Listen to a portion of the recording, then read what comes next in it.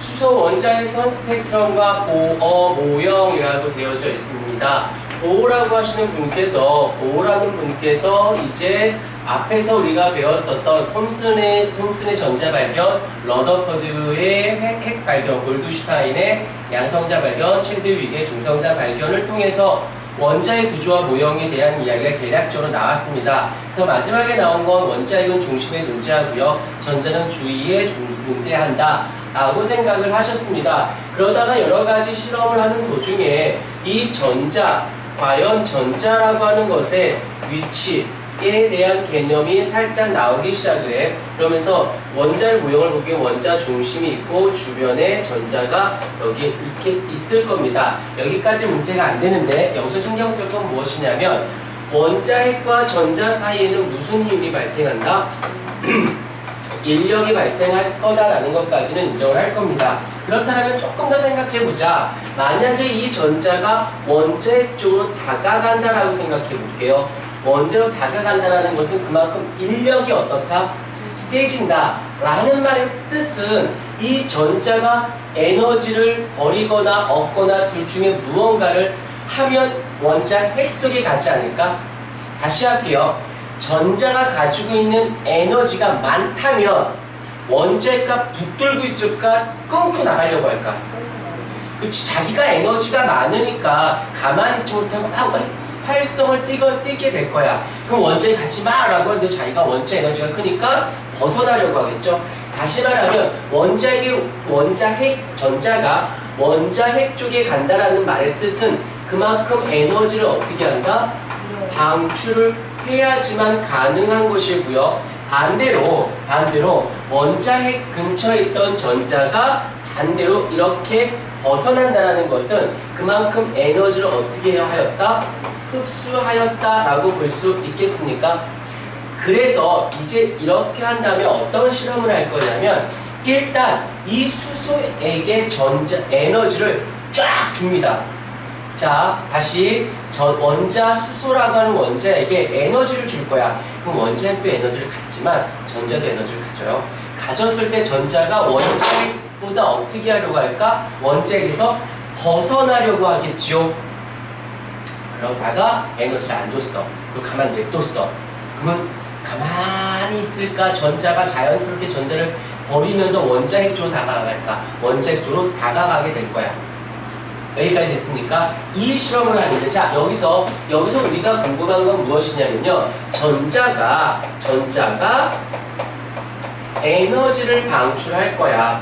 그래서 어떻게 되어질 거냐면 원자핵으로 다가갈 거예요. 여기까지 됐습니다. 일대 바로 우리가 궁금한 건 전자가 에너지를 방출하는데 그 방출 방식에 대해서 궁금했던 거야. 어떻게 방출할까?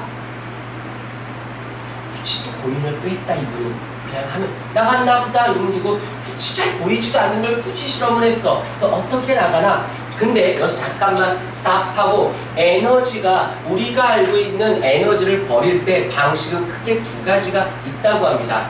그것을 먼저 확인해 보도록 할게. Y축이 에너지고 이렇게 되어져 있다라고 칠게요. 전자가 가지고 있는 값이 여기가 에너지입니다. 하나 더 그려볼게요. 이렇게 제발 부탁인데 외우려고 하지 마시고요. 이해해서 흡수하고 받아들이셔야 돼요. 외운다는 한계점을 반드시. 근데 외우지 않으면 이해하고 흡수하는데 더디게 걸려요. 되게 아이러니해. 안 외워도 이해와 흡수는 됩니다. 단 기간이 좀 길고 여러 번 반복을 해야 된다는 거고, 그런데 내가 좀 외워놓고 이해와 흡수를 하면 그 기간이 짧아진다는 거야. 그렇다고 해서 이해만 해도 안 되고요. 암기만 해서도 안 됩니다. 두 가지를 같이 혼성해 줘야 된다는 거 잊지 않도록 하시고, 근데 여기는 암기 쪽보다는 이해 쪽을 조금 더 많이 유효하는 단원으로 많은 이해를 잘할 수 있는 방법은 딱 하나야. 뭐게? 자꾸 보면 안 되는 것도 돼. 선생님 안 되는데요? 그러면 더 봐. 그래도 안 되는데요? 얼마큼 했는데? 몇 번? 10번 했는데요? 한 15번, 5번만 더 해보자. 그래도 안 돼요? 5번 더 보자. 그럼 언제까지요? 될 때까지. 그러면 됩니다. 너무 비효율적이지 않나요? 그럼 빨리 이해를 하든지. 내가 머리가 이해가 잘 안 되는 머리야. 그럼 어떡할 거야? 남의 뇌를 가져올 수 없으므로 내 걸 인정하고, 아 그래? 근데 웃긴 건 그 뇌는 되게 웃겨. 우리 몸은 정말 신기합니다. 쓰면 쓴 대로 활성화가 되고 안 쓰면 안 쓴 대로 퇴화해요. 시험 때가 그렇게 열심히 하고 막 다 돼. 시험만 끝나가 숙제하는 것도 힘들지. 그 몸은 우리 적응과 진화가 굉장히 잘 빠르다는 거 잊지 않도록 하고, 자꾸 내 몸을 굴리셔야 돼요. 절대 내 몸뚱아리를 이쁘게 귀하게 기억하지 마십시오. 많이 쓰셔야 됩니다. 자, 이제 에너지 방출 방식에 대한 이야기를 해보도록 할게요. 에너지를 어떻게 버리나 했더니 첫 번째 버리는 방식은 두 가지야. 얘가 버릴 때 미끄럼틀 내려가듯이 버리는 경우가 있고요. 계단을 타고 내려가는 식으로 에너지를 버리는 방식이 있고요. 이렇답니다. 이들의 차이점은 뭐냐면, 자, 전자가 이만큼의 에너지를 가지고 있어요. 그리고 에너지를 버릴 거야. 버릴 때 어떻게 버리냐면 탁 버리는 게 아니라 쑥 하고 버리는 거지. 물이 위에서 아래로 떨어질 때를 생각해보자. 물이 폭포를 뭐 여기라고 할 수 있니? 이야. 그 내려가는 건 알겠어. 하지만 어디에요가 안 되죠. 이걸 무식한 말로 뭐라고 하냐면 연속적이다 라고 단어를 표현하면 언더가 스탠드가 되실 거야. 그런데 물이 계단을 타고 내려올 거야. 그럼 물이 어디에 있어요? 여기에 있니? 여기에 있니? 여기에 있니? 여기에 있니? 라는 말은 성립이 되죠. 여기에 있진 못하지. 아, 있기도 하다. 여기에 있긴 한데 이 아니라 그러기 때문에 여기선 여기에 있어요. 여기 전자가 있어요. 전자가 여기에 있어요. 이렇게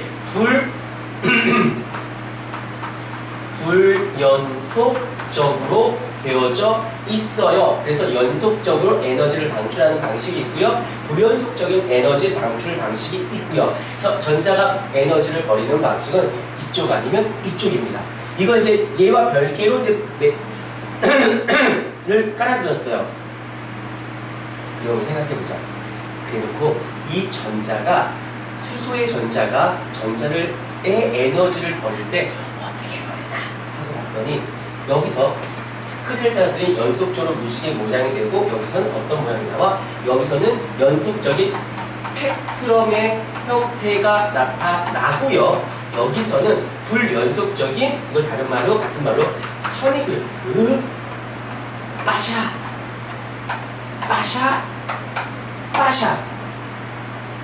그래서 선 스펙트럼의 형태로, 자, 절표 자, 수소라고 하는 전자가 에너지를 방출합니다. 어떻게 방출하나 봤더니 선 스펙트럼의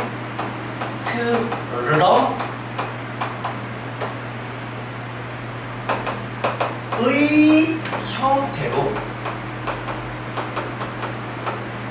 방출하더랍니다. 자, 우리 여기서 한번 싱크하자. 선 스펙트럼의 형태로 전자는 에너지를 방출한대요. 처음에 에너지를 쫙 줘서 원자에서 핵에서 최대한 전자가 떨어지게 해놓고는 잃어버리면 안 돼. 나가지 못하지만 들뜨게. 그리고 가만히 냅둬서 전자가 버리는 걸 봤어. 봤는데 어떻게 모양이 나오냐면 선 스펙트럼의 형태로 나오더랍니다.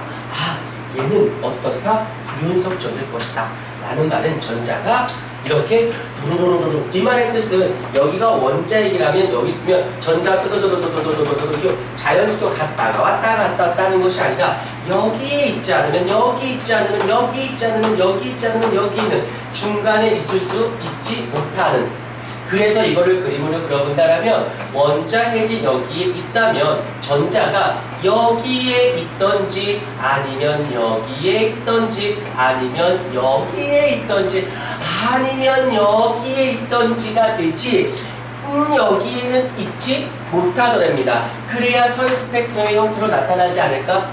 오케이. 지금 우리가 전자가 방출하는 방식과 수소의 전자 방출하는 방식을 매칭시켜놨더니 이런 성 스펙트럼이었고 모형을 그렸더니 이런 모양이 되었답니다. 그래서 뭐라고 했냐? 아, 양파 껍질처럼 이렇게 이런 곳에서만 전자가 있지 중간에 잘 왔다 갔다 할 때 요만큼을 버리거나 얻어서 움직이고 요만큼 버리고 요만큼 버려서 움직이지 자연스럽게 그러지 못하더라 라고 해놓고 껍질, 정확히 말하면 에너지 줌이라는 말을 쓰게 되어지고요. 여기 원자핵에서 가장 가까운 첫 번째 껍질 N1번 껍질, 같은 말로는 K 껍질이라는 말을 쓰게 되어지고요. 그 다음 두 번째 껍질 N2E, 그 다음 KL 껍질, 그 다음에 세 번째 있는 껍질, 얘는 M 껍질, 그 다음에 네 번째 있는 껍질은 네 번째 껍질 N 껍질이라고 하기로 정의를 내려지게 되는 겁니다. 그래서 여기에서 일로 갈수록 에너지를 어떻게 한다? 방출하게, 원자핵에서 가까워지는 거니까 방출하게 되어지는 것이고요. 반대로 이 KLMN 껍질로 가면 갈수록 에너지를 어떻게 한다? 흡수해서 저 바깥으로 벗어나게 되어지고 마지막, 요쪽에서 마지막 껍질이 있을 겁니다. 요 마지막 껍질은 N의 무한대 껍질이다 라고 얘기를 합니다. 그래서 전자를 잃었다 라는 말은 아, 전자가 무한대 껍질로 갔다 라고 얘기를 합니다. 그럴 때 어떻게 되냐면 이건 거죠. 첫 번째 껍질에 있던 N 첫 번째 kop질에 있던 전자가 어디까지 가냐면요. N 무한대까지 가. 그럼 그만큼 에너지가 들어갔겠지? 흡수했대요. 마이너스 9를 붙이기로 했답니다. 얼마를 주었네요? 1312 kJ per 몰만큼 단는 굳이 신경 쓰지 않으셔도 됩니다. 요 마이너스가 흡수했다는 뜻입니다. 그래서 이만큼을 주면 어디까지 갔다? 무한대 껍질로 갔다? 라는 말이고 그 말의 뜻은 아, 전자 이름했군요 라고 말을 하는 것이랍니다. 일단 중요한 건 뭐다? 전자는 아무렇게나 그 원자핵과의 거리를 그냥 두는 것이 아니라 일정한 궤도, 준위, 껍질을 통해서만 왔다 갔다 할 수 있다만 먼저 생각하십시다. 오케이?